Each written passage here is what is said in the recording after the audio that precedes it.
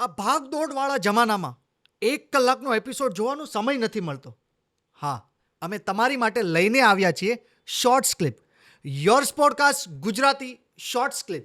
તો કોમેન્ટ અને સબસ્ક્રાઇબ કરવાનું નહીં ભૂલતા.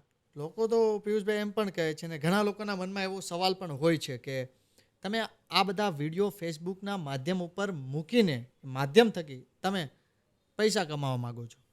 તો આ વાતમાં કેટલા ટકા સચ્ચાઈ છે અને તમારું શું કહેવું છે આ પર્ટિક્યુલર વાતમાં?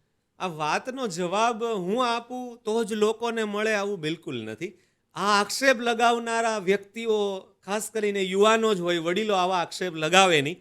અને યુવાનોને એ પણ ખબર હોવી જોઈએ, સાથે સાથે હશે જ. હવે મારો જવાબ સાંભળતા એને ચિત્ર ક્લિયર થશે કે યુવાનોએ એ વિચારવું જોઈએ કે આ માણસનો વિડીયો અથવા આ માણસની એક જે ઓફિશિયલ ચેનલ છે પિયુષ એમ ધાનાણી ફેસબુકમાં, આ સિવાયની કોઈ ચેનલ યુટ્યુબના માધ્યમથી તો આપણને આ માણસની આડી આવી નથી, જોવામાં આવી નથી. આ વ્યક્તિનો કોઈ વિડીયો આપણે યુટ્યુબમાં જોતા નથી, માત્ર ફેસબુકમાં જોઈએ છે.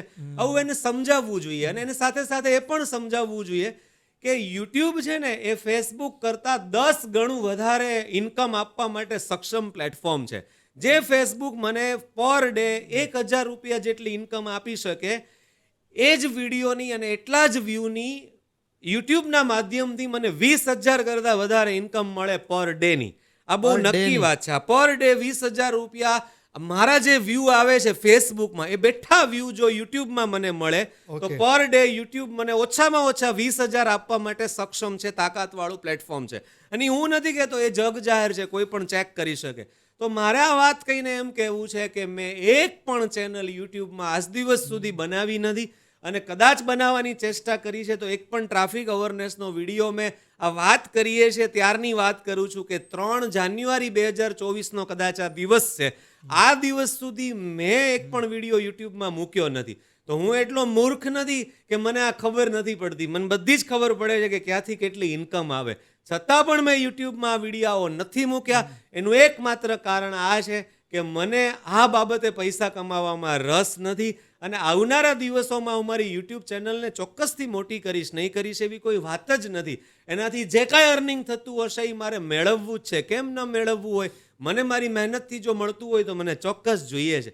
પણ આજ દિવસ સુધી મેં આ ચેષ્ટા કરી નથી. એટલે 3 જાન્યુઆરી 2024 સુધી તો આ પ્રયાસો મેં બિલકુલ કર્યા નથી. એટલે આ આક્ષેપ જે છે પૈસા કમાવાનો, એ એકદમ પાયાવિહોણો અને છીછડો આક્ષેપ છે. અને એનો મારો આ જવાબ છે. તો ટ્રાફિકના વિડીયો બનાવવા પાછળ વ્યૂઝ મેળવવાની વાત આવે તો આ વાત કેટલા ટકે સાચી? આ વાત પણ એટલી જ પાયાવિહોણી છે. કોઈ પણ વ્યક્તિ મારી આખી ફેસબુક પ્રોફાઇલ સ્ટડી કરશે તો એને બિલકુલ સમજાશે કે ટ્રાફિક સિવાયના અન્ય વિષયો ઉપર મેં જ્યારે પ્રકાશ પાડ્યો છે ત્યારે પણ મને આટલા જ વ્યૂ મળ્યા છે. એ ચાહે ગામડાના કોઈ વૃદ્ધ દંપતી સાથેનો સંવાદ હોય, કોઈ દાદી સાથેનો પર્સનલ સંવાદ હોય, કોઈ વ્યક્તિનો પશુઓ પ્રત્યેનો શહેરનો પ્રેમ હોય, કે ગામડાઓમાં જઈને ત્યાંની ખેતી કે ત્યાંનું જીવન વિશેની મેં કોઈ વાત કરી હોય, ત્યારે પણ મને મિલિયન્સમાં એટલે કે લાખોના આંકડામાં મને વ્યૂ મળ્યા છે. એટલે આ વાત બિલકુલ ખોટી છે કે આ માણસને માત્ર ટ્રાફિકના જ વ્યૂ મળે છે.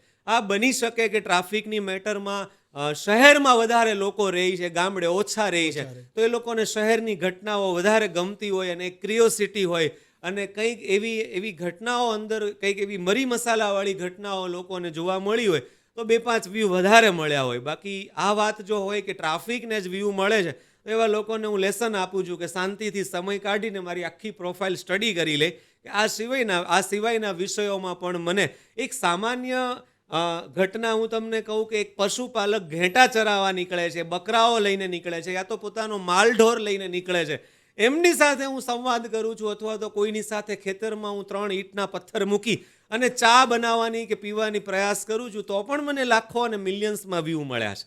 એટલે આ વાત કેમ માનવી કે ટ્રાફિકમાં જ વ્યૂ મળે છે?